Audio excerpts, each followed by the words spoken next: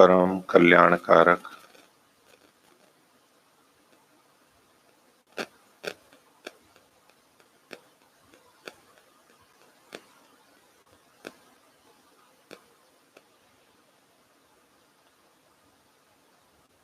प्रणव ध्वनि।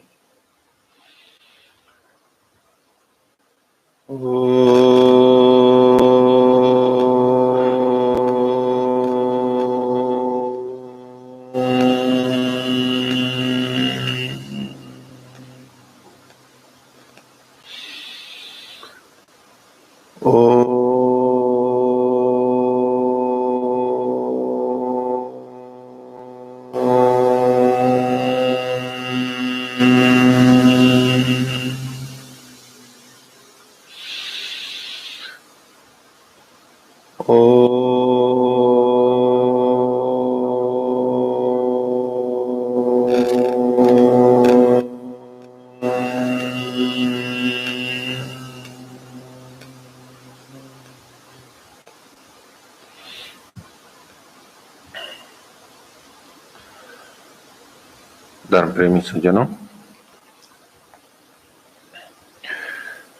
कुछ दिन पहले एक प्रश्न था शिवनाथ जी वाला, जिसमें राजा और गृहस्थी आदि के लिए प्रेय मार्ग और वो प्रेय मार्ग पतन की तरफ ले जाने वाला जो प्रसंग था। 2-3 दिन पहले वेद स्वाध्याय में हमने एक मंत्र देखा था, विष्णोः कर्माणि पश्यत यतो व्रतानि पस्पशे इंद्रस्य युज्य सखा।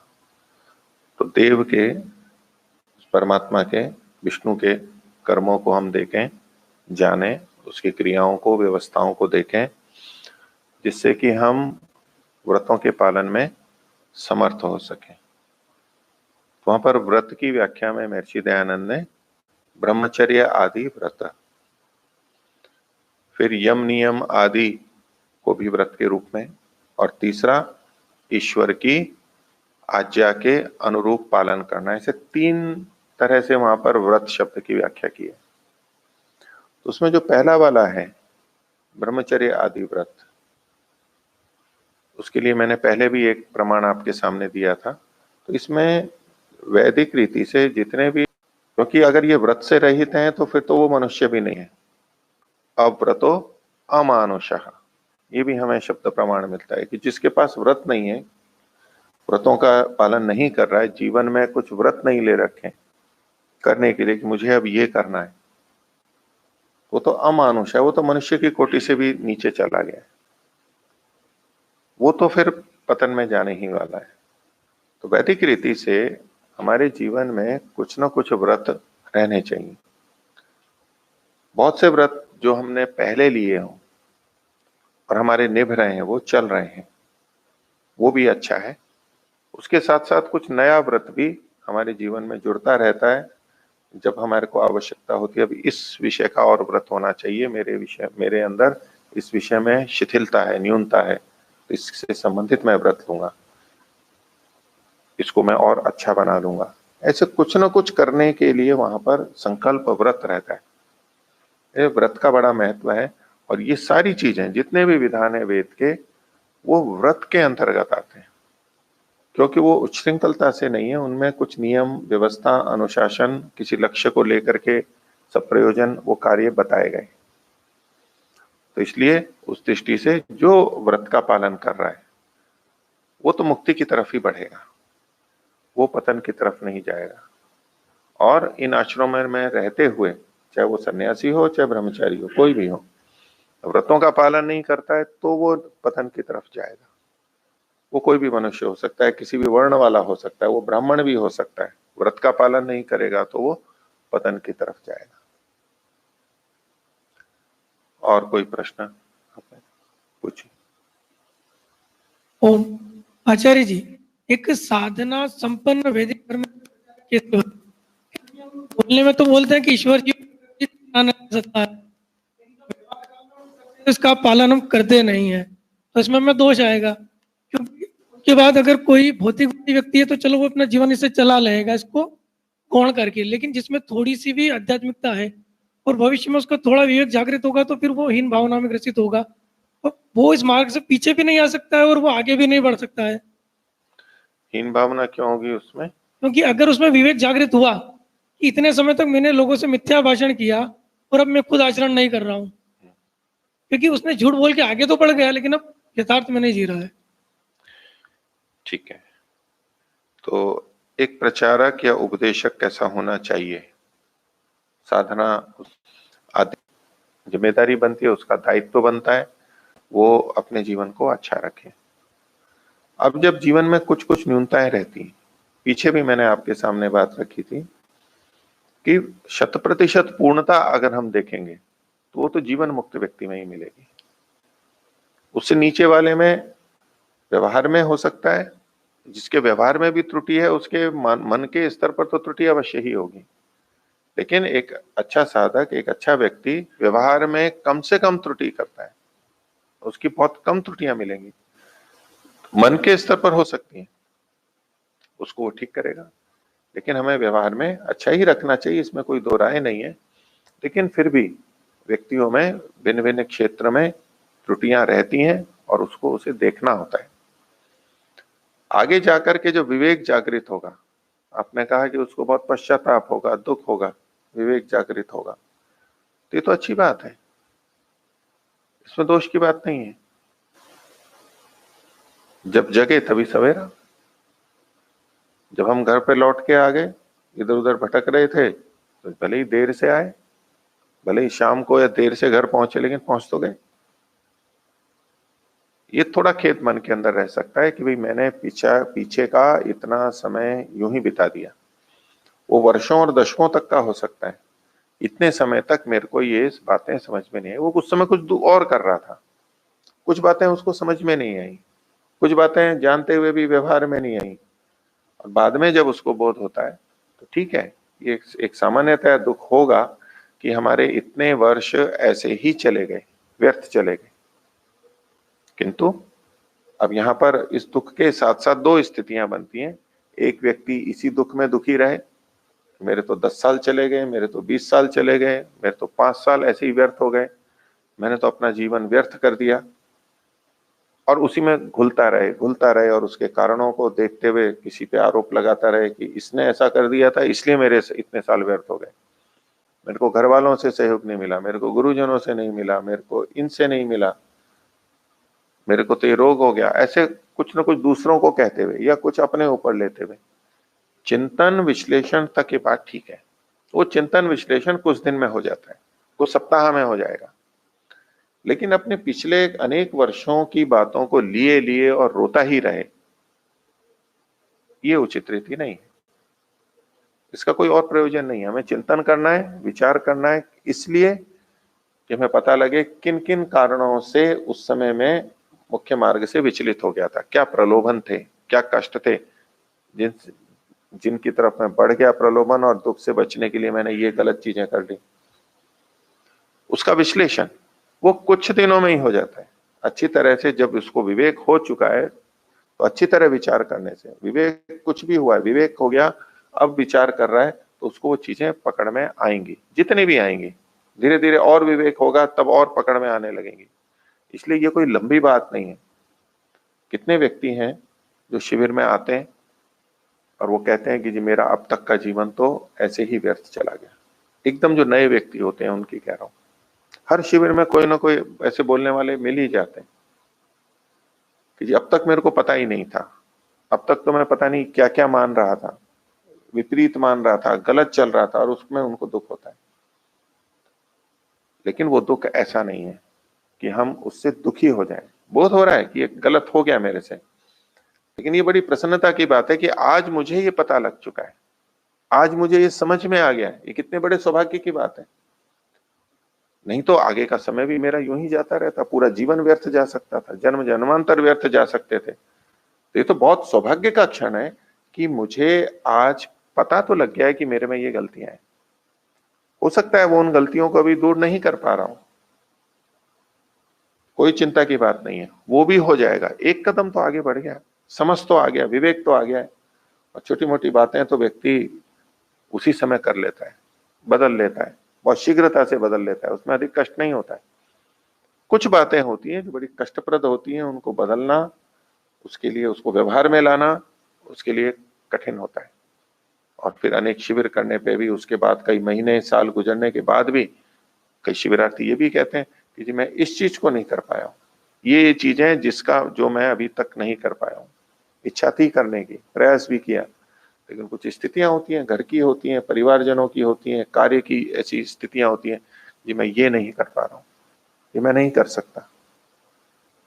तो ठीक है, उसको छोड़ दें और बाकी चीजें करने के लिए जिनको हम कर सकते हैं, ऐसी बहुत सारी चीजें। तो प्रचारक को तो ये विशेष रूप में ध्यान देना ही चाहिए, क्योंकि जनता है, श्रोता है, वो प्रचारक के कर्म को, उनके व्यवहार को भी देखते ही हैं। हर व्यक्ति देखता है, छोटे बच्चे भी देखते हैं, बड़े क्यों नहीं देखेंगे। बहुत कम व्यक्ति ऐसे होते हैं जिनको किसी प्रचारक पे ऐसी श्रद्धा बैठ गई, अंधश्रद्धा बैठ गई, या मन में विचार आ गया कि नहीं ये तो बिल्कुल ठीक है और जो ये बोल रहे हैं वो मैं ले रहा हूं बस। नहीं तो हम दूसरों को देखते ही हैं, उनकी तुलना करते रहते हैं, वो जो बोलते हैं, जो करते हैं, उनमें क्या सामंजस्य है, ये करते ही रहते हैं।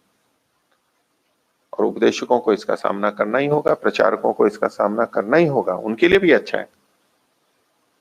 वो इतने लोगों को देखते हैं दो आंखों से, और इतनी सारी आंखें हैं, इतने लोग बैठे हैं, सब दो दो आंखों से उसको भी देख रहे होते हैं, और इसीलिए उनके बारे में चर्चा भी अधिक होती है, उनका आलोचना भी होती है, ये सब होता रहता है। कहीं भी जाते हैं तो पीछे वहां के लोग बात करते ही हैं कि भाई वो प्रचारक आए थे, वो ऐसे थे, वो आए थे, वो ऐसा बोले, ऐसा किया, ऐसा व्यवहार रहा, ये सब पीछे चर्चा करते ही हैं। उस समय कोई बोले या ना बोले, उस समय भी बोल सकते हैं। इसलिए उपदेशक प्रचारक को तो अच्छा रहना ही चाहिए। अब इसमें आध्यात्मिक व्यक्ति के लिए, जब हम गंभीर रूप से अध्यात्म में जाएं और इच्छा रखते हों, तो हमारे को अपना दृष्टिकोण कुछ बदलना होता है। एक स्तर है जो जिनसे हम सुन रहे हैं, पढ़ रहे हैं, उनके व्यवहार को देख रहे हैं। अगर उनका व्यवहार ठीक नहीं है तो उन्होंने जो बोला है, उन्होंने जो पढ़ाया है, उसके प्रति भी हमारी श्रद्धा नहीं रहती है, छोड़ देते हैं। बोले इस पढ़े सुने का क्या लाभ, इसको पढ़ सुन करके तो इनके जीवन में ऐसे दोष दिखाई दे रहे हैं, तो मैं भी इस पढ़ने लिखने को नहीं करूंगा, कोई मतलब नहीं है इसका, क्योंकि इसका कोई परिणाम नहीं है। ये एक स्तर है मनुष्यों का, और वो छोड़ देता है। इससे हमें बचना है। जो चीज बोली गई, जो चीज पढ़ाई गई, वो यदि ठीक है तो बोलने वाला जो भी है बुद्धिमान व्यक्ति उससे सीख लेगा, उससे समझ लेगा, जानता है ठीक है ये नहीं कर पाया, मैं तो कर सकता हूं, मैं तो करूं। ये नहीं कर पाया इसलिए बात गलत है, ये नहीं हो पाएगा। अब ईश्वर प्राप्ति की बात तो सब करते ही हैं, उपदेशक बोलेंगे मुक्ति प्राप्ति की बात करते ही हैं, तो और चीजों में त्रुटियां ना भी हो तो कोई भी कह देगा जी आपको तो ईश्वर साक्षात्कार हुआ नहीं है, आप तो अभी मुक्ति में गए नहीं हो। आप वेद पढ़ने के लिए कह रहे हैं, कितने उपदेशक होते हैं जो वेद पढ़ने के लिए कहते हैं, लेकिन जी आपने चारों वेद पढ़ लिए हैं क्या? तो चारों वेद पढ़ने वाले तो बहुत बिरले मिलेंगे। हाँ, कुछ वेद पढ़े हैं, वेद का स्वाध्याय करते रहते हैं, और अगर किसी ने पारायण भी कर लिया वेद का, यज्ञ आदि के समय मंत्रों को पढ़ लिया, तो एक प्रारंभिक चरण है। कुछ व्यक्ति होते हैं जो स्वाध्याय करते हैं प्रतिदिन, एक मंत्र का या 5 मंत्रों का, वो चारों वेदों का स्वाध्याय भी कर जाते हैं, भावार्थ पढ़ते हैं, शब्दार्थ पढ़ लेते हैं, प्रतिदिन पढ़ जाते हैं, और वो लगातार चूंकि कर रहे हैं वर्षों से, तो सबको कर जाते हैं, चारों वेदों को भी कर जाते हैं। वो भी एक अलग स्तर है। और एक विद्वान होकर के उनका चिंतन मनन करना, वो भी एक अलग स्तर है।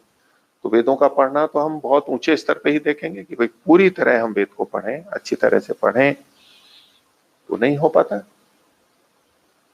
उपदेशक बोलेंगे बहुत सारी चीजें, दुर्बलताएं होती हैं व्यक्ति की, बहुत सारे उपदेशक गुरुकुल का समर्थन करेंगे, प्रेरणा देंगे कि गुरुकुल में जाइए, लेकिन वो अपने बच्चों को नहीं भेज पाते।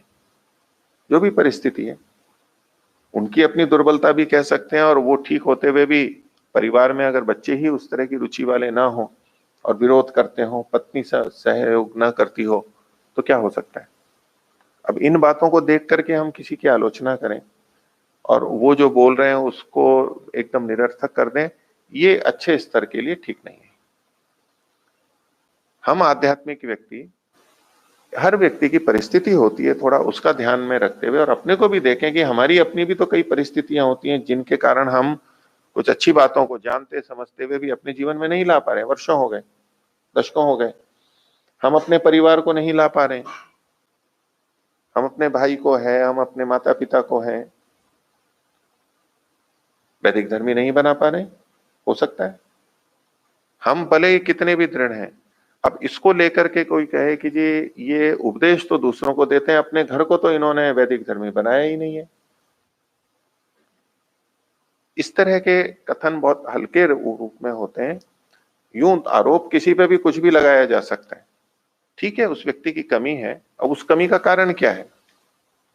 वो उपदेशक है, प्रचारक है, हम सब उससे अपेक्षा रखते हैं कि कम से कम उसका परिवार तो वैदिक धर्मी हो, उसके बच्चे वैदिक धर्मी हो, मानते हो, ठीक तरह से मानते हो, ये हम अपेक्षा रखते हैं उपदेशक से।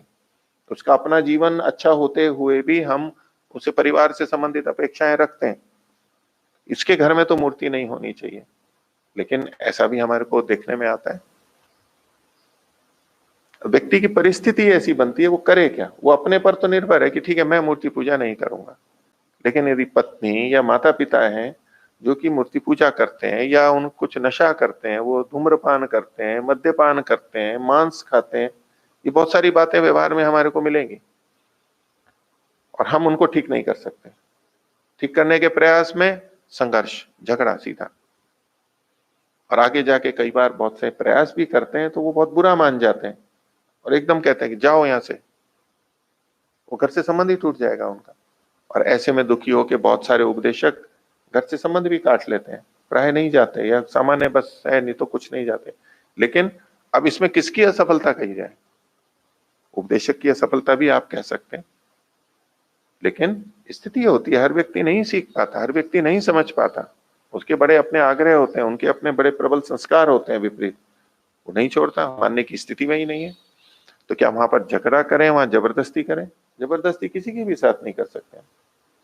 जिनको हम उपदेश देते हैं उनके साथ भी नहीं कर सकते, हम बात रखते हैं। तो इसलिए उपदेशक के अपने व्यवहार को देखते हुए, इनका अपना व्यवहार कैसा है और इनके परिवार वालों का व्यवहार कैसा है, इन्होंने अपने परिवार के लिए क्या किया, इसमें बहुत अधिक आग्रह नहीं करना चाहिए। आदर्श ये है उनका परिवार भी अच्छा हो, वो भी अच्छे हो, लेकिन फिर भी कहीं कहीं उन परिस्थितियों में कोई नहीं कर पा रहा है। हम ये सोच सकते हैं ना कि ये भी तो पढ़ा है, मैं भी पढ़ा हूं, ये भी पढ़ा है, मैं भी इसी तरफ चल रहा हूं, मेरी इच्छा है, तो क्या इनकी इच्छा नहीं हुई होगी? क्या ये नहीं चाहते होंगे कि इनके बच्चे वैदिक धर्मी बने? क्या ये नहीं चाहते होंगे कि इनके बच्चे गुरुकुल में जाएं? जब वो गुरुकुल की प्रशंसा कर रहे हैं, स्वयं गुरुकुल में पढ़ें, प्रेरणा देते हैं, गुरुकुल को सहयोग देते हैं, तो हम ये नहीं मान सकते कि उनकी इच्छा नहीं होगी। इच्छा होगी। हाँ, कुछ व्यक्ति होते हैं जिनको गुरुकुल में पढ़े हैं, मजबूरी में पढ़ लिए, आज विद्वान बन गए हैं, उपदेश करना है वो उनका कार्य है, वो कर रहे हैं, लेकिन गुरुकुलों के प्रति भाव नहीं है, तो इसलिए वो अपने बच्चों को वहां पर भविष्य की दृष्टि से सार्थक नहीं समझते हैं, वो दूसरी जगह पढ़ाते हैं। ये भी होता है। उन स्थलों पर विवेचना करके हम कह सकते हैं कि भाई इनको करना चाहिए, लेकिन बहुत बार विवशताएं होती हैं, व्यक्ति नहीं कर पाता। ऐसे ही अपने जीवन से संबंधित है, उसकी दिनचर्या है, बहुत सारी बातें होती हैं, किसी की आयु कैसी है, किसी को कोई रोग होता है, कम अवस्था में भी हो सकता है, अधिक अवस्था में भी हो सकता है। उन रुग्णताओं के कारण से वो कुछ दिनचर्या उस तरह से नहीं कर पा रहे जैसे कि हम एक आदर्श दिनचर्या मान करके चलते हैं, उसमें उसकी न्यूनता है। तो एक मृदु भाव रखते हुए, एकदम कठोर और आक्रामक भाव रखते हुए एकदम उपदेशकों के प्रति भी हमें ऐसा आक्षेप नहीं करना चाहिए, जैसा कि प्राय हमारे यहाँ हो जाता है। और उसमें हम उनको तो खैर दुख दे ही देते हैं, उनके प्रति तो व्यवहार कर ही देते हैं, उन्होंने हमारे प्रति तो अच्छा व्यवहार किया, इतने से हम संतुष्ट हो सकते हैं। हमारे बुलाने पे आए, हमारे को अच्छा उपदेश दिया, अन्य व्यवहार भी ठीक रहा, हम अपने उतने जितना हमारा व्यवहार लेन देन है उससे हम संतुष्ट रह सकते हैं। नहीं तो इन सब स्थितियों को देख करके यदि अत्यधिक छिद्रान्वेषण वाली बात है और उसको हम बहुत बड़ा चढ़ा करके ले लेते हैं, बड़ा करते हैं, तो उसमें हम अपनी ही हानि करते हैं। आप ऐसे व्यक्तियों को, प्राय अधिकांश की बात कर रहा हूं, आप ऐसे व्यक्तियों को देख लेंगे कभी भी जीवन में जो उपदेशकों की, गुरुजनों की छोटी छोटी बातों को लेके बहुत बड़ा बनाते हैं और आलोचना करते रहते हैं। आप उनको उनके जीवन में देख लीजिएगा, उनके सुख और शांति, उनकी अपनी ज्ञान की स्थिति वो कैसी रहती है, वो किस तरह से चल रहे हैं, कितने चल रहे हैं। तो दूसरों पे आक्षेप करना बड़ा सरल होता है, कोई भी किसी पे कर सकता है, और जो ऊपर बैठा है उपदेश दे रहा है उस पे तो उंगली करना तो बड़ा आसान है, सभी को नजरें उस पे होती हैं। हम भी कभी बनेंगे, हम भी उस स्थिति में जाएंगे, कुछ न्यूनताएं हमारी भी होंगी, तो इतना कटु या तीक्ष्ण भाव नहीं रहना चाहिए। सिद्धांततः ठीक है कि ये दोष हैं, ये दूर होने चाहिए, उनको भी करना चाहिए, नहीं तो हम ऐसा करके अपनी हानि करते हैं। तो जो आध्यात्मिक स्तर पर जब हम ऊंचे चले जाते हैं, व्यवहार के स्तर पर भी कह सकते हैं, आध्यात्मिक व्यक्ति के लिए तो ये होना ही चाहिए कि कोई व्यक्ति यदि अच्छा बोल रहा है, व्यवहार जो भी है, लेकिन वो सही बात बोल रहा है, हम स्वीकार कर सकते हैं, हम अपने लिए कर सकते हैं। कोई चिकित्सक मद्य भी पीता है, धूम्रपान भी करता है, लेकिन हमारे को मना कर रहा है, तो हमें उसको ग्रहण करना चाहिए या नहीं करना चाहिए? हम ये कहें कि ये तो खुद तो नहीं करता है तो मैं क्यों करूं, ऐसा करके हम क्या करेंगे? हम अपने लिए ही हानि करेंगे। इसलिए बुद्धिमान व्यक्ति जो होता है वो कहीं से भी ले लेता है। इसके लिए हमारे यहाँ एक सूक्ति है, विषादप्यमृतम ग्राह्यम, विष से भी अमृत को ग्रहण कर लेना चाहिए। इसका क्या मतलब है? विष में अमृत का मतलब विष और अमृत मिले हुए हों। अमेध्यादपि कांचनम, तो ये जो सूक्ति है ये किस बात की तरफ संकेत कर रही है? ऐसी स्थिति को तो लोग कह रही है कोई विष है उसमें से हम अमृत को ले लें, विष को छोड़ दें। कौन कह रहा है कि विष को लीजिए? हम शांत, हमारी हमारी हम चयन कर सकते हैं, हमारी बुद्धि है, विवेक है, हम अच्छी बात को ले लें, छोड़ दें जो गलत है।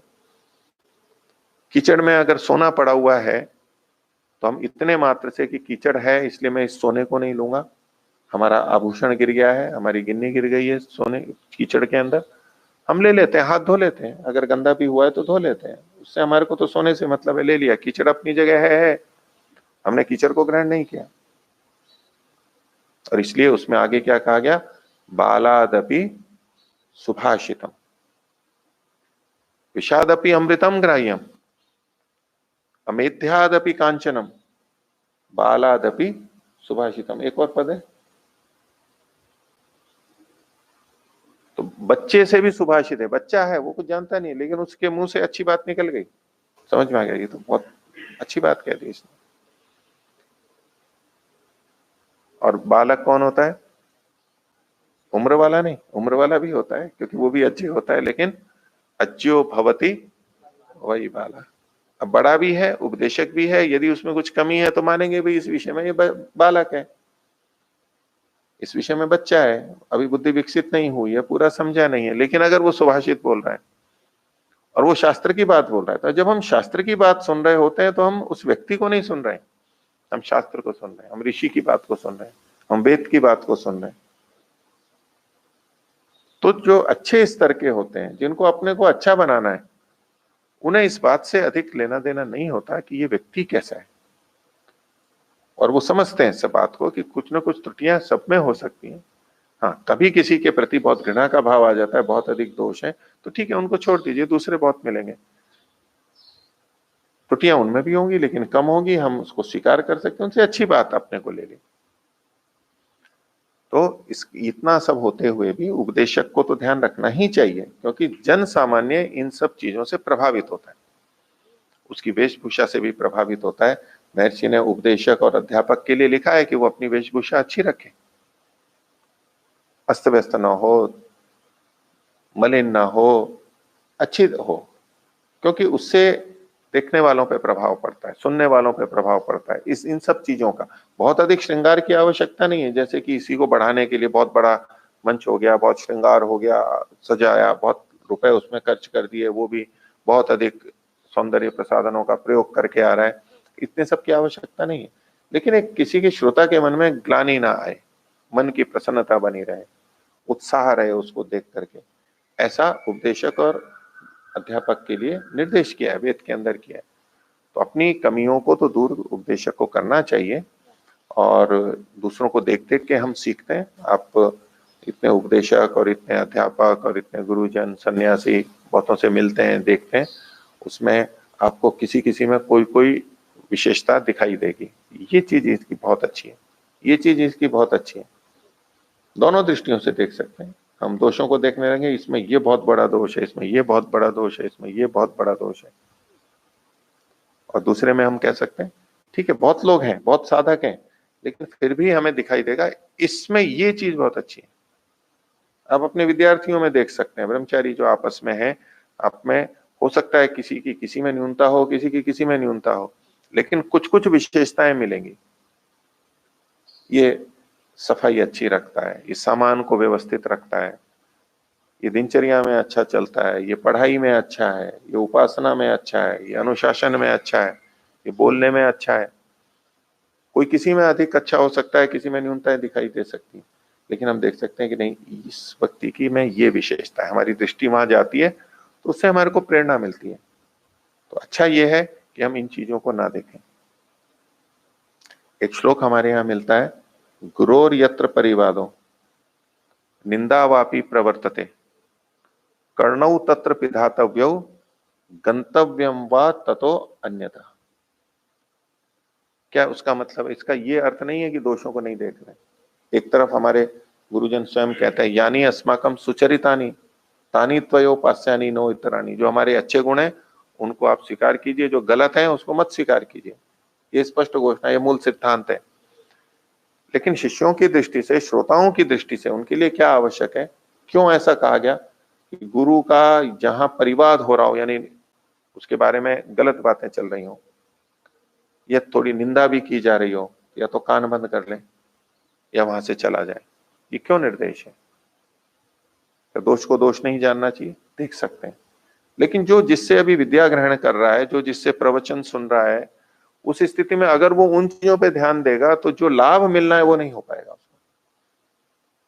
हमें अपनी हानि नहीं करनी है, शिष्य को, विद्यार्थी को, श्रोता को अपनी हानि नहीं करनी है। इसलिए अगर कभी ऐसा होता है, ज्यादा कोई ऐसा करता है, उससे आपका मन विचलित होता है, फिर आप सत्संग में ही नहीं जाएंगे, आप पढ़ने की इच्छा समाप्त हो जाएगी, उनको सुनने की इच्छा समाप्त हो जाएगी, तो उस लाभ से भी वंचित होंगे। तो ये एक नीति है, ये एक बात है हमारे व्यवहार के लिए।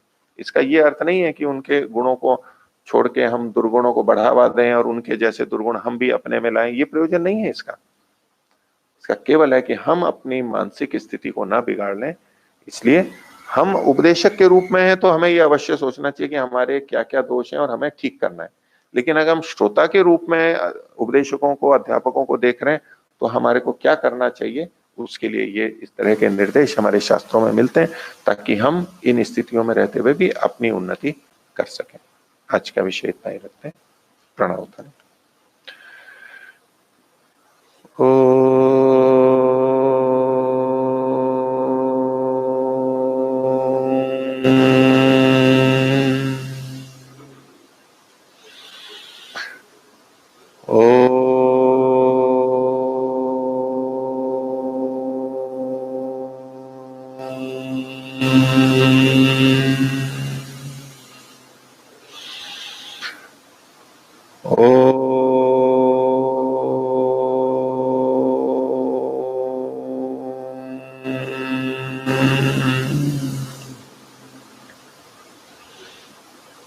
सभी को सादर अभिवादन। ओम शांति। रुकेंगे।